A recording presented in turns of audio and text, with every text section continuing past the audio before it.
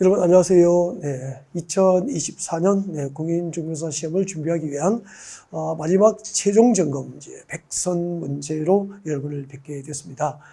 그동안에 이제 그 입문 과정부터 총정리 이론 과정, 또 단원별 문제풀이 등을 통해서 지금까지 이 시간까지 함께 하신 그 일정이라면은 또 여러분 나름대로 개인적으로 그 말 못하는 고민과 갈등과 그리고 많은 그 어려움과 고비가 있었을 것으로 생각을 하고 또 그렇게 알고 있습니다.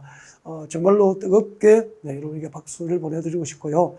그 여러분의 일정에 존경을 표하면서 자 백선 문제 해설 강의를 드릴 수 있도록 하겠습니다. 네. 자, 1번 문제죠. 자, 국토교육법상 광역계획권이 2 이상의 시도입니다. 시도 관할 구역에 걸쳐서 지정된 경우에 관련된 설명으로 옳은 것은 그렇게 되어 있습니다. 우리가 많이 연습했던 그 부분이고요. 자, 여러분 여기 서울이고 여기는 경기도 파주, 여기는 경기도 연천이라고 가정을 합시다. 자, 이렇게 서울시하고 경기도 파주, 연천을 묶으면 무엇이 되는 거죠? 광역계획권 그렇게 되는 거죠. 자, 이렇게 광역계획권이 시도 관할에 걸치게 됐습니다. 시도 관할에 걸치게 되면 광역계획권의 지정은 누가 지정하는 거죠? 그렇죠. 국토교통장관이 광역계획권을 지정하게 되고, 광역도시계획은 관계되는 시도지사, 여기는 서울시장과 경기도지사가 광역도시계획 내용을 협의합니다. 협의하여 공동 수립 그렇게 되죠.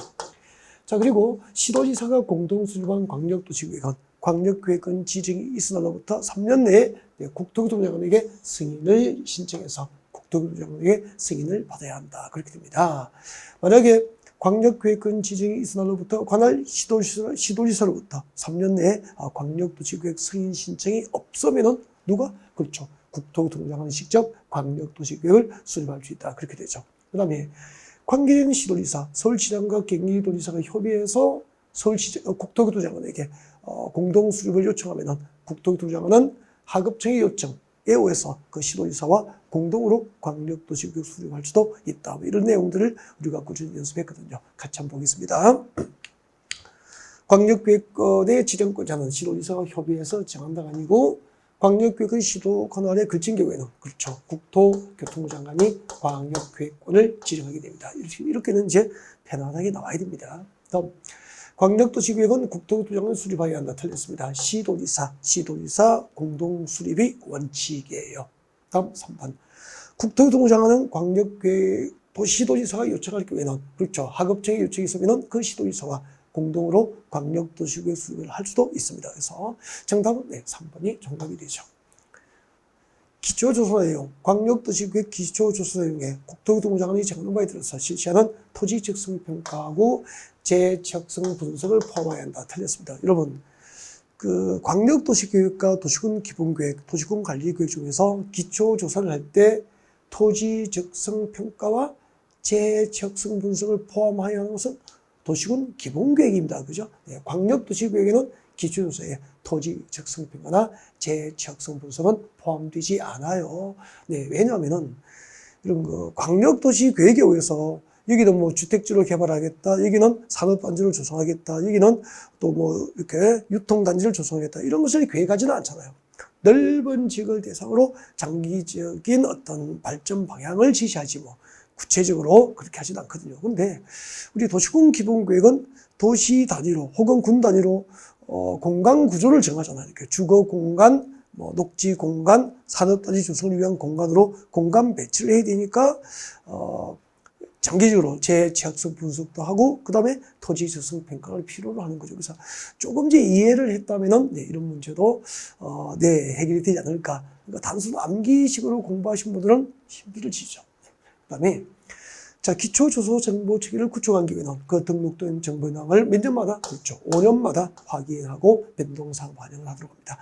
여러분, 그 기초조사 정보 체계 구축 운영도 광역도시계획에 하나여 있고요. 도시군 기본계획과 도시군 관리계획은 기초조사를 하여야지만 기초조사 정보 체계 구축 운영에 관한 규정은 광역도시계획만 있다는 것도 유념을 했으면 좋겠습니다.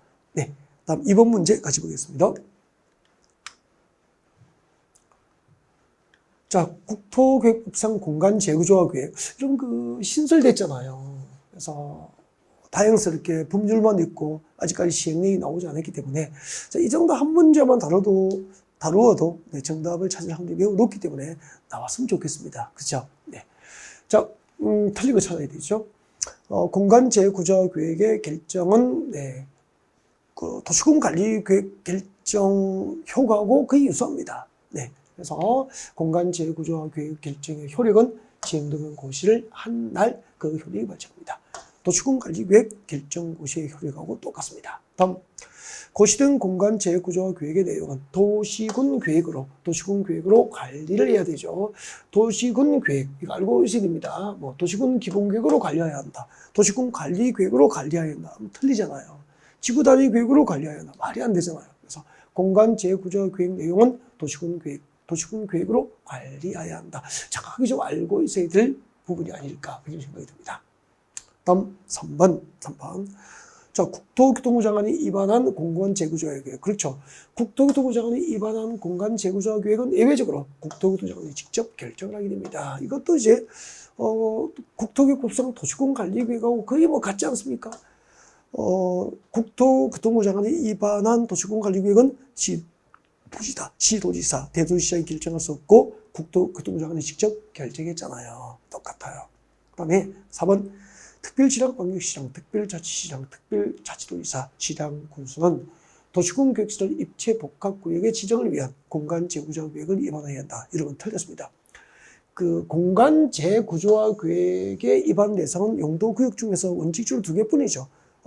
도시혁신구역과 복합용도구역 지정을 위해서 공간재구조화 계획이 입안되는 거지. 도시군 계획시설 입체 복합구역은 공간재구조화 계획 입안 대상이 아니고 도시군 관리계획으로 네, 입안해서 결정을 하게 됩니다. 그래서 4번이 틀렸습니다.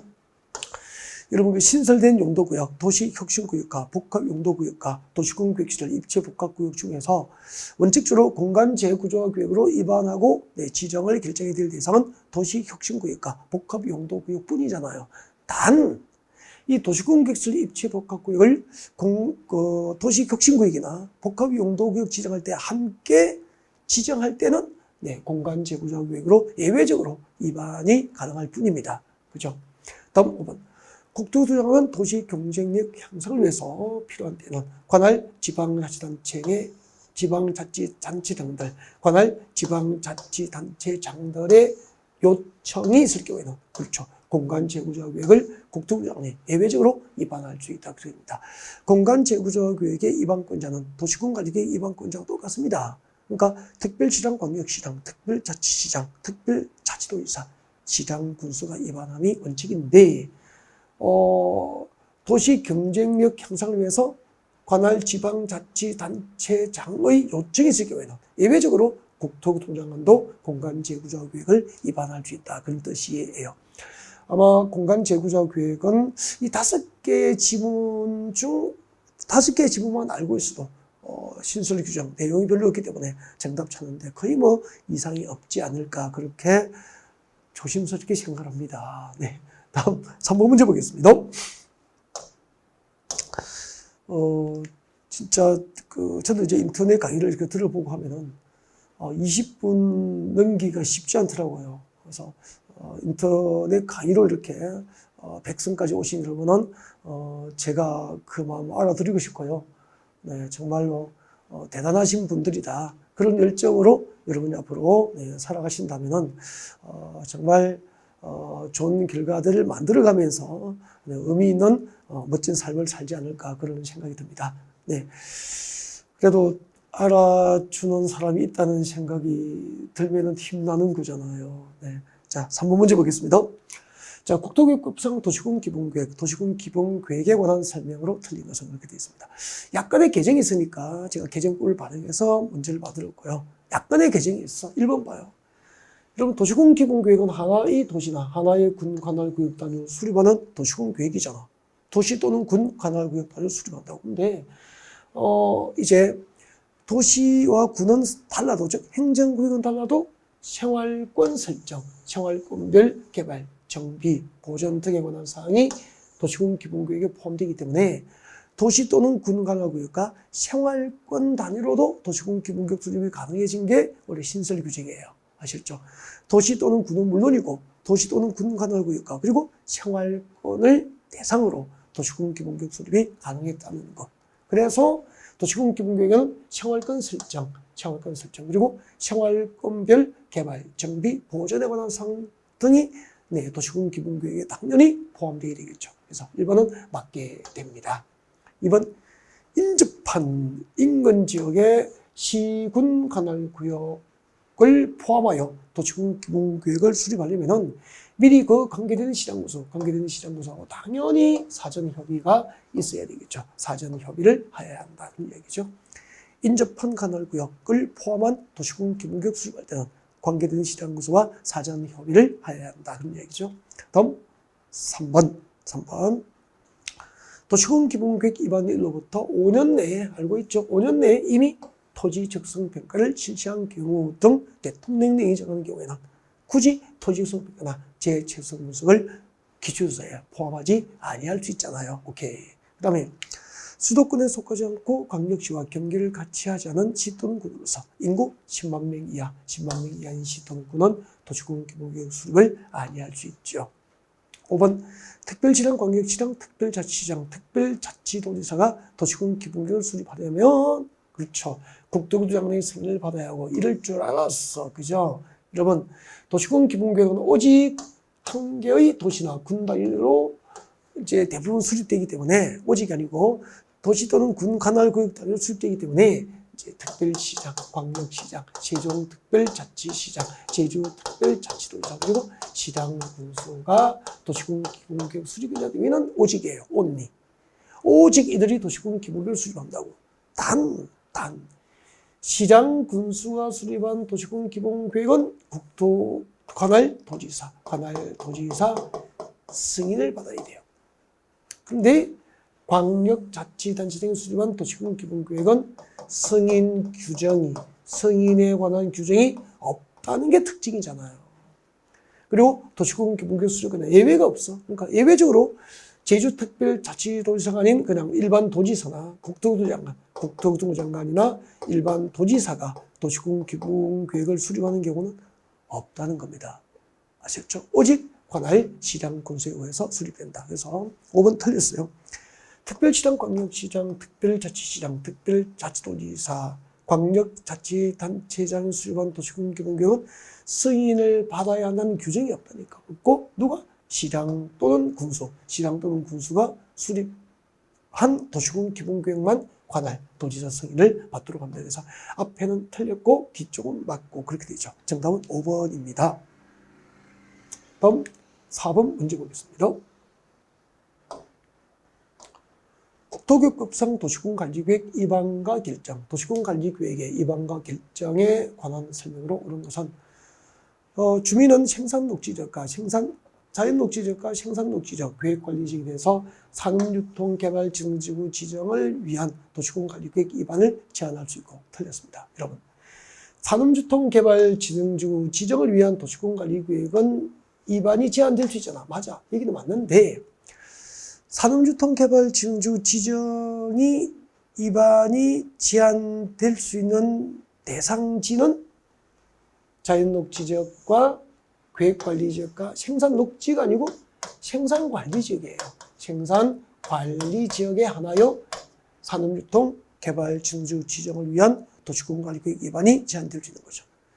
산업유통개발지능지구로 지정하기 위한 도시군 관리계획 입안을 제한할 수 있는 대상 지역은 자연녹지지역과 생산관리지역과 계획관리지역에 해당해야 되고 그 중 계획관리지역 비율이 100분의 50 이상이 되어야 한다. 이렇게 만든 거잖아. 그렇죠? 그래서 자 1번은 아무튼 틀렸습니다. 2번. 입안권자가 산업유통개발지능지구 지정을 입안할 경우에는 그렇죠. 산업유통개발지능지구는 용도지구니까 용도지역, 용도지구, 용도구역을 지정 변경하기 위한 도시군 관리계획 입안할 때는 해당 지방의회 의견을 들어야 하잖아. 그래서 맞게 되는 거죠. 다음 위 2번의 경우 국방상 국가안전보장상 기밀, 도시군관리계획 위반할 때 국방상 국가안전보장 기밀을 요하고 관계 중앙행정기관자의 요청이 있으면은 그 주민 의견 청취 절차를 생략할 수 있잖아요. 근데 어디가 틀렸죠? 관계 중앙행정기관장의 요청 여부와 관계없이 이게 틀린 거죠. 기밀 플러스 요청이에요. 국방상 국가안전보장상 기밀을 요하고 관계 중앙행정기관장의 요청이 있어야 주민 의견 청취 절차는 생략될 수 있는 거잖아요. 그래서 정답은 3번이 정답이 됩니다. 4번 위반된 도시군관리구역은 국토교통부 장관이 직접 또는 시장소의 신청에 따라서 결정한다. 틀렸습니다. 위반된 도시군관리구역 누가 결정하죠? 그렇죠. 시도지사. 도시군관리구역은 시도지사 그리고 대도시는 대도시장이 직접 또는 시장소의 신청에 따라서 결정하죠. 시도지사가 직접 결정할 수도 있고 시장소의 신청에 따라서 결정할 수도 있고 또 대도시는 대도시장이 결정을 하는 게 원칙이잖아요. 다음 5번 국토교통부 장관이 도시군관리계획을 결정하려면 국토교통부 장관은 누가 협의하죠? 관계 중앙행정기관장과 협의하고 그리고 국토교통부에는 중앙도시계획위원회 심의를 거쳐서 결정을 하게 되죠. 그래서 국토교통부 장관의 협의 대상은 관계행정이 아니고 관계 중앙행정기관장과 협의하고 협의 요청을 받은 기관장은 그 요청을 받고 30일 내에 의견을 제시해야 한다. 그렇게 되는 거죠. 자, 2번이 정답이었습니다. 지금 여러분, 이건 백서는, 출제 가능성이 가장 높은 영역을, 제가 제시를 하면서, 관련된 내용에 대해서 폭넓게 복습할 수 있는 어떤, 이렇게, 범위를 이렇게 좀 잡아드리는 그런 의미, 성격이 있기 때문에 난이도가 다소 좀 높아요. 쉬운 건 없다는 거죠. 그냥 보면 정답 나오는 아니고, 자, 우리 준비를 좀 이렇게 해야 될 영역을 좀 찾아보게 하고, 다시 한 번 더 확인하게 하기 위해서 문제 난이도가 약간 높다는 것을 미리 말씀드리고요. 요거 뭐, 한 절반은 못 맞췄다고 해서 크게 실망하실 필요는 없다는 얘기입니다. 남은 기간 동안에 풀어본 문제의 지문들을 다시 한 번 더 점검을 쭉 하면서 틀린 부분을 옳게 고쳐서 알아가고, 또 찾아봐야 될 부분을 다시 찾아보고, 외웠던 거 잊어버린 것을 다시 외워가는 방법으로 반복하시면 충분히 가능합니다. 다음 5번 보겠습니다.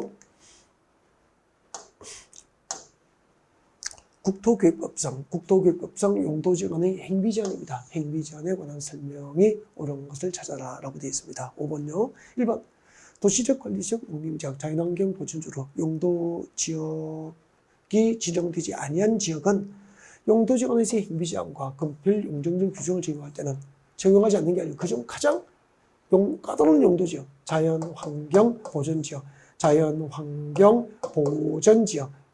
보존지역에 적용이 될 행비제한과 금폐율 용적률 규정을 적용하게 되죠. 쉬운 문제잖아요.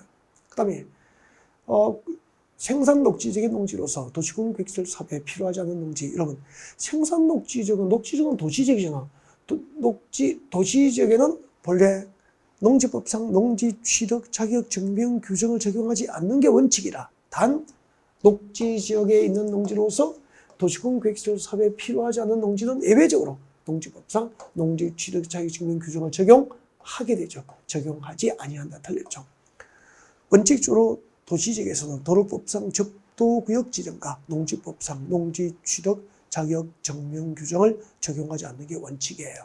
다만 녹지지역 안에 있는 농지로서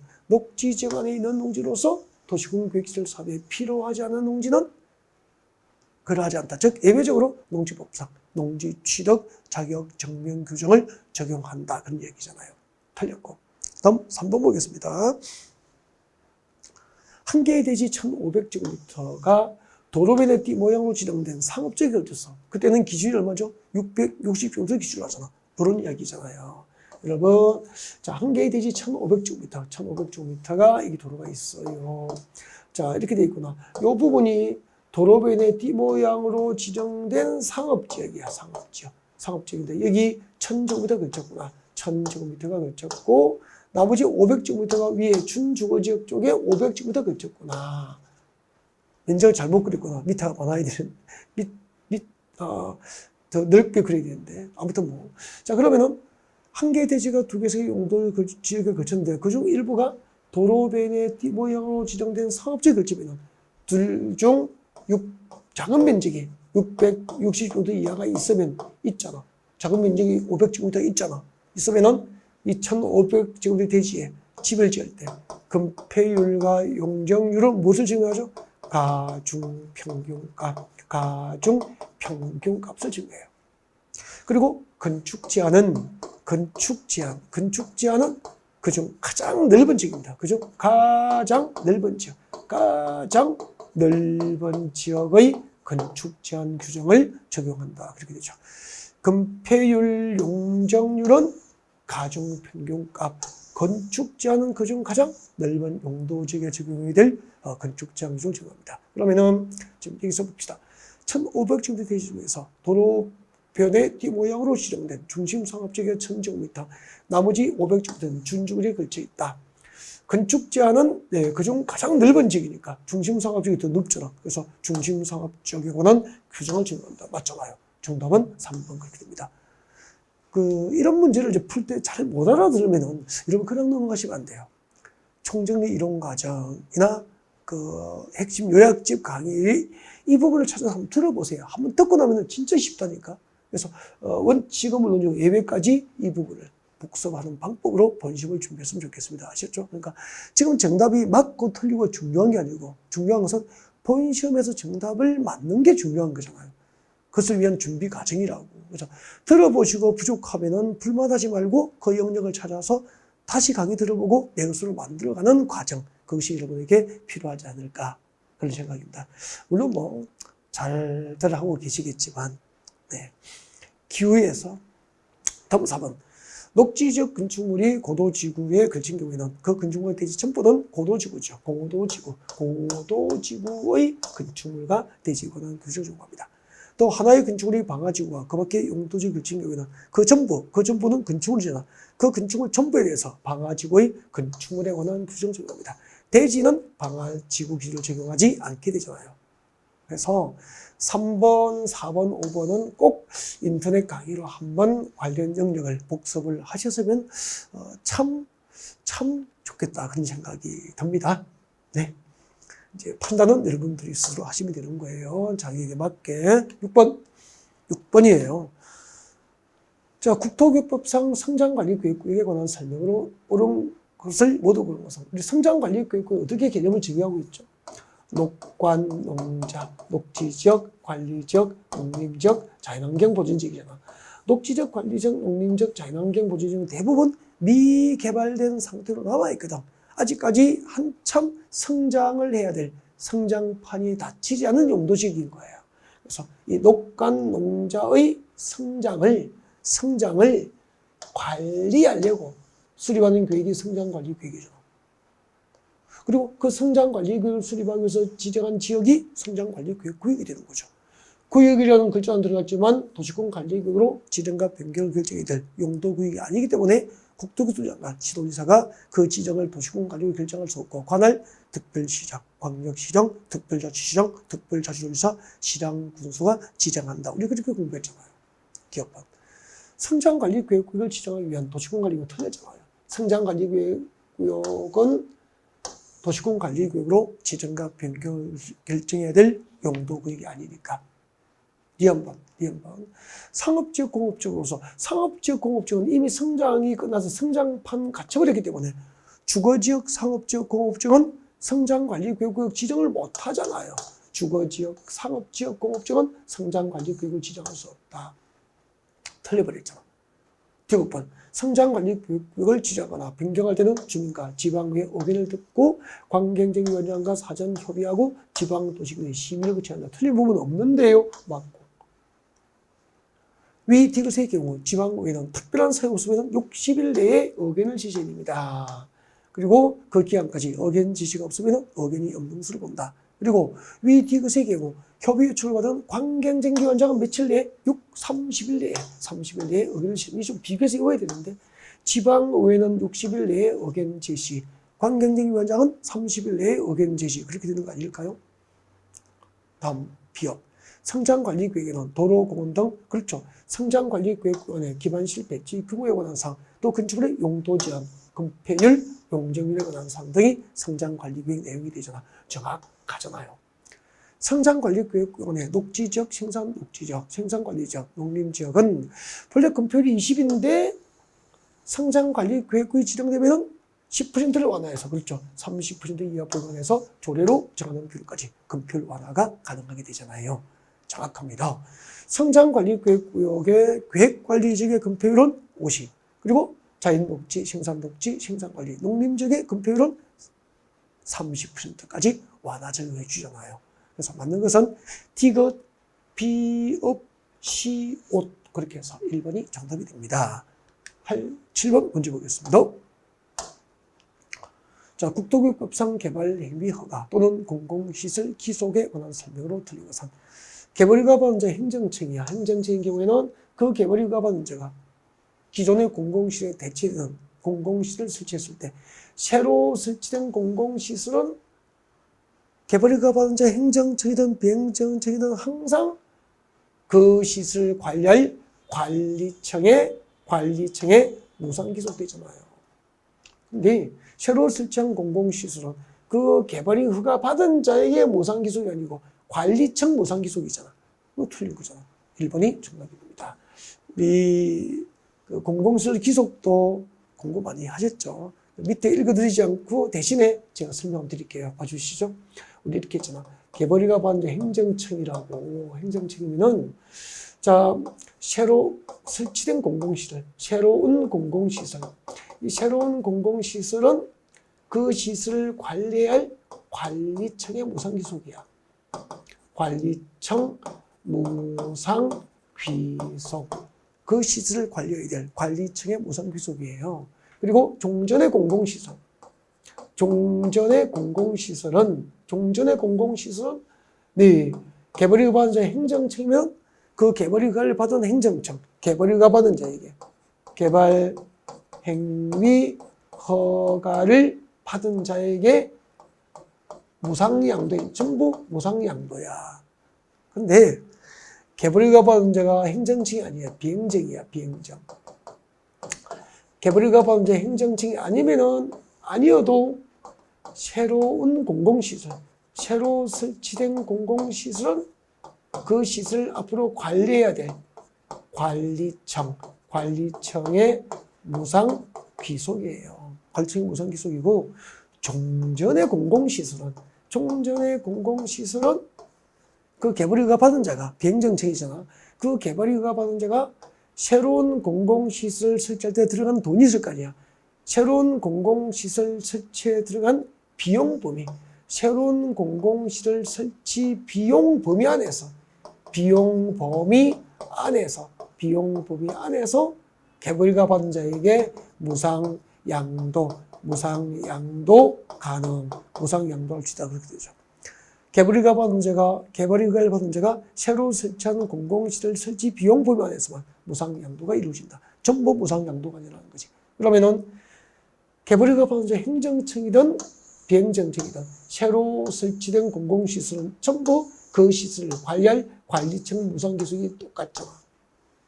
단 종전의 공공시설만 개발허가 받은 자 행정청이면 그 개발허가 받은 자에게 전부 무상양도해 주지만 행정청이니까 개발허가 받은 자 행정청이 아니면 그가 새로 설치한 공공시설 설치 비용 범위 안에서만 무상양도를 개발허가 받은 자에게 해준다라고 이해하시면 되는 거잖아. 오케이. 8번 보겠습니다. 자, 국토교육법상 용도지역 지정특례, 용도지역 지정특례에 관련된 설명으로 옳은 것을 찾는다. 공유수의 매립목적과 매립구역이 이웃하고 있는 용도지역 내용이 같으면 매립구역에 속할 용도지역은 그 매립의 준공인가로부터 이와 이웃하고 있는 용도지역으로 결정고시가 아니고 이웃 용도지역으로 지정된 것으로 본다. 지정된 것으로 본다. 이 경우 관계되는 시장구조가 지적시를 별도로 고시해야 됩니다. 그러니까 결정고시, 고시까지 특례가 허용되지 않잖아. 이웃 용도지로 그냥 지정된 것으로 본다까지만 허용된 거야. 이웃 용도지로 지정된 것으로 본다라고 했으니까 대외적으로지 관계된 시장소와 별도로 고시를 해야 되는 거지. 고시까지 된 것으로 보지 않는다 이 말이야. 항만법상 항만구역으로 지정고시된 공유수면은 전부 이 법상 도시지역이 아니고 항만법상 항만구역으로서 어디에 도시지역에 연접해야 되잖아. 도시지역. 항만법상 항만구역으로 지정고시된 도시지역에 연접된 공유수면은 이 법상 도시지역이 결정고시를 본다. 그리고 산업 입지 및 개발에 관한 법률상 도시 첨단 사업단지로 지정고시 되지만 이 법상 도시적으로 지정이 아니고 도시적으로 결정 고시된 것으로 본다. 그렇게 해봤죠. 이 정도는 이제 쉽게 해야죠. 요거 헤매고 있으면은 다시 가서 들으면 된다니까. 안 듣다니까. 다시 인터넷 강의 들으세요. 지금 전부 이론 강의를 할 수가 없잖아. 그죠? 그 다음에 4번. 위 3의 도시 첨단 사업단지에서 해제가 됐어. 해제가 되면은 이 법과 다른 법률에서 그 단지가 어떤 용도지역에 해당하는지를 따로 정하고 있지 않다면 이를 지정하기, 즉 도시 첨단 사업단지 지정하기 이전의 용도지역으로 환원된 것으로 봅니다. 단 개발 사업이 완료로 해제된 경우에는 제외, 즉 환원되지 않는다는 얘기죠. 예를 들면 농림지역의 도시 첨단 사업단지를 지정하면은 도시적으로 결정고시를 보는 거야. 즉 농림지역이 도시로 바뀌는 거야. 근데 첨단 사업단지를 개발을 못한 상태에서 첨단 사업단지 지정을 해제해버리면 그 해제된 지역은 아직 산업단지 개발을 못하고 해제됐기 때문에 지정전 농림지역으로 환원이 된다 이 말이야. 근데 농림지역의 도시적 첨단 사업단지 지정하면 도시지역이 돼버리잖아요. 근데 첨단 사업단지 개발이 완료됐어. 완료되고 첨단 사업단지 해제를 하더라도 이미 공업산업단지로 개발된 지역은 종전의 용도지로 환원될 수 없다. 그 이야기예요. 이해를 하셔야 됩니다. 네. 자연환경 보전지역에서 농지법상 농업진흥지로 지정된 지역은 이 법상 농림지역으로 결정고시를 본다. 틀렸죠? 자연환경 보전지역이 아니고 뭐죠? 관리지역이죠. 관리지역의 농지법상 농업진흥지로 지정고시된 지역은 관리지역 안에 농지법상 농업진흥지역을 지정하면 이 법상 농림지역으로 결정고시로 본다. 그렇게 해야 맞는 거죠. 네. 자, 용도지역 지정 특례에 관련된 문제. 이 5개만 진짜 이해하고 관련된 내용을 준비하면 수험 준비 완벽하죠. 다음 9번 문제 보겠습니다. 국토교육법상 도시공계획시설 사업에 관한 설명으로 틀린 것은 도시공계획시설 사업 결정고시를 3개월 내에 재원조달 계획과 보상계획 등을 포함하는 단계별 집행교육을 수립하는 게 원칙이죠. 그리고 도시공계획시설 사업 시행자 처분에 대해서는 행정심판법에 따라서 행정심판을 제기할 수 있고요. 3번. 도시공계획시설 사업 시행자의 지정 취소는 국토교육법상 청문 대상 맞잖아. 국토교육법상 청문 대상 우리 외웠잖아, 여러분. 그죠? 계도 청문회 하면은 실토한다. 계도실, 개발행위 허가 취소, 도시공계획시설 사업 시행자 지정 취소, 실시계획 인가 취소. 그렇게 되죠. 그래서 틀린 것 아직 없습니다. 맞습니다. 이것도. 그 다음에 장기미집행 도시공계획시설 사업 시행자가 이때 장기미집행 도시공계획시설 사업 시행자는 도시공계획시설 사업 결정고시로부터 10년이 지나서 실시계획을 작성하였거나 실시계획 인가를 받은 도시공계획시설 사업 시행자를 장기미집행 도시공계획시설 사업 시행자로 하잖아요. 그 장기미집행 도시공계획시설 사업 시행자가 실시계획 고시로부터 몇 년? 5년 이내에 공직법상 재결 신청을 하지 않으면 그 5년이 지난 날에 다음 날 실시계획은 효력을 잃는다. 그렇게 됩니다. 그래서 틀린 것은 5번이 정답이고요. 4번이 정답이고요. 실시계획 시료 규정은 신설되고 나온 적이 없기 때문에 상당히 가능성이 좀 높다고 보셔야 될 것 같습니다. 다음, 공익사업을 위한 토지등의 지정 및 보상이나 법률을 지정할 때는 그렇죠. 도시공계획시설 사업절차에서는 실시계획 인가를 고시하면 실시계획 고시를 공직법상 사업 인정고시의 성수로 본다. 정확하고요. 정답은 4번이 정답이 됩니다. 다음 10번. 자, 국토교육법상 복합용도지구 지정에 대한 설명으로 오는 것은 지역의 토지 용사항과 개발 수요, 주변 여건 등을 고려해서 효율적이고 복합적인 투용을 도모하기 위해서 특정 시설의 입지 완화가 원칙이죠. 완화. 특정 시설의 입지 완화를 해야 복합, 주거, 산업, 유통, 교육, 위락 이런 기능이 하나의 공간에서 가능해질 거 아닙니까? 틀렸고 일반 주거지역과 일반 공업지역과 관리지역이 아니고 뭐죠? 관리지역적 계획관리지역에 지정됩니다. 작년에 시험 나왔던 거죠. 그래서 복합 용도지구 지정이 가능한 용도지역은 우리 이렇게 보잖아. 1개 일반 주거지역과 일반 공업지역과 계획관리지역에 하나여 복합 용도지구가 지정될 수 있죠. 3번 해당 용도지역 전체 면적 2분의 1 이하 범위에서 3분의 1 이하 범위에서 지정해야 됩니다. 그죠? 만약에 일반 주거지역을 지정하면은 일반 주거지역이 이만큼이면 그 면적 중 3분의 1 이하 범위에서만 복합 용도지구를 지정해야 된다는 뜻이죠. 그리고 일반 주거지역에 지정된 복합 용도지구, 일반 주거지역에 지정된 복합 용도지구에서는 준주거지역에서 허용되는 건축물은 건축이 가능하죠. 네, 단 이종 걸린 생활시설 중에서 안마시설소, 관람장, 위험물 지상 및 처리시설, 동물 및 식물 관련 시설, 장례시설 제외가 되죠. 정확한데 옳은 것은 네, 4번이 정답이 됩니다. 5번 일반 공업지역에 지정된 복합 용도지구에서는 맞잖아. 중공업지역에 허용되는 건축물은 건축할 수 있는데 그중에서 아파트라든지 안마시설 등은 건축할 수 있다 없다? 없다. 있다가 틀렸구나. 아파트, 안마시설소 등은 안 되잖아요. 11번 국토교급상 도시혁신구역이에요. 도시혁신구역에 관한 설명으로 드린 것은 공간 재구조화 계획의 결정권자가 지정을 하게 되죠. 공간 재구조화 계획의 결정권자는 도시군 기본계획상 도심과 부도심 또는 생활권 중심 지역을 대상으로 그렇죠. 복합 용도구역을 지정할 수 있다. 정확하게 됩니다. 다음 2번 공간 재구조화 계획의 입안 범위와 기준, 공간 재구조화 계획 도서나 계획 설명서의 작성 기준 등은 누가 정하죠? 그렇죠. 국토교통부장관이 직접 정합니다. 이해관계자를 포함한 주민은 그렇죠. 도시혁신구역 지정을 위한 공간 재구조화 계획 입안을 제한할 수 있죠. 그리고 다른 법률에서 공간 재구조화 계획 결정을 의제하고 있는 경우에도 이 법 국토교육부에 따르지 아니하고 도시혁신구역의 지정과 도시혁신계획을 결정할 수 있다가 아니고 없다. 정답은 4번이 되죠. 공간재구조화 계획 결정권자가 공간재구조화 계획을 결정하기 위해서 관계기관장과 협의를 할 경우 협의 요청을 받은 관계기관장은 그 요청을 받고 며칠 신속하게 10일 내에 의견 제시. 이것도 중요하다고 그랬죠. 네. 도시혁신구역이 나오더라도 거의 이틀을 벗어나지 않고 아마 이 중 하나가 정답 결정을 하게 되면 매우 높다라고 보시면 됩니다. 네, 4번이 정답이에요. 신설 규정이었죠. 다음 12번 보겠습니다. 용도지원에서 도시공계획 조례를 정할 수 있는 건폐가 용적률 지대한도가 틀린 것은 그 용도지원에서 건폐율과 용적률 특례 규정 암기 방법 가르쳐준 거죠. 이거예요.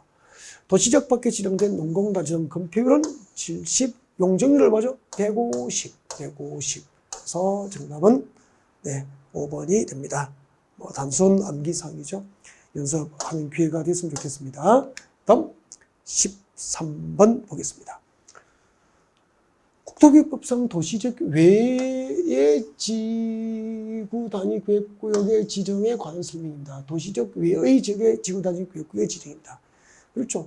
도시적 밖의 지구 단위 구역 지정되려면은 지정하려는 구역 면적 50% 이상이 계획관리지구로서 나머지 용도지역은 생산관리지역과 보전관리지역 등 일정한 요건을 갖추면 됩니다. 주거개발진흥지구와 주거기능이 포함된 복합개발진흥지구는 어디에 위치하면 되죠? 계획관리지역에 위치하면 도시적 외지역에 지구단위계획을 지정할 수 있잖아요. 용도지구를 폐지하고 그 폐지된 용도지구에서 행위자를 지구단위계획으로 대체하려고 하는 지역도 도시적 외지역의 지구단위계획을 지정할 수 있죠. 도시적 밖의 지구단위계획을 지정할 수 있는 대상 3개를 나란히 적으구나. 이거 익숙하지 않으면 저와 같이 공부 열심히 안 하신 분이에요. 진짜. 그 다음에 도시적 밖의 지구단위계획이 지정되면 신도시를 개발돼야 되니까 해당 용도지역과 개발지구지역에 허용될 건폐율은 150, 용적률은 200% 이내에서 완화 적용이 가능하잖아요. 정확한데? 또 계획관리지역 안에 개발진흥지구에 지정된 지구단위계획구역에 대해서는 공동주택 중에서 아파트나 1주택 건설이 허용되지 않는다. 허용된다. 여러분. 본래 도시지역 밖에 지정된 개발진흥지구에 지정된 지구단위구역에서는 도시적 외에 도시적 밖에 개발진흥지구에 지정된 지구단위구역에서는 아파트와 유주택 건설이 허용이 안 돼요. 단 도시적 밖에 계획관리지역에 지정된 개발진흥지구에 지정된 지구단위구역은 그러하지 않다. 즉 아파트와 연립주택 건설이 허용된다는 거잖아요. 이 부분은 나온 적이 있어, 그죠? 기출문제 보신 적이 있을 거예요. 같이 많이 연습했다고. 5번이 정답이 됩니다. 네. 14번 보겠습니다. 자, 국토교육법상 도시적 내 지구단위구역에서 건폐율 등 완화 적용에 관련된 설명으로 다음 빈칸의 순서를 오른 것은 이런 거 나올 확률도 없습니다, 여러분. 꼭 외워야 됩니다. 지구단위구역의 지정 목적이 차없는 거리 조성을 목적으로 하면 주차장법상 주차장 설치기를 100%까지 완화하실 수 있잖아. 도시지역 안에 지정된 개발진흥지구에 지정된 지구단위구역이고요. 도시적 안에 개발진흥지구에 지정된 지구단위구역에서 네, 지구단위구역으로 건축법상 제한된 건축물 높이 얼마를 완화할 수 있죠? 120% 범위에서 높이 제한을 완화 적용할 수 있죠.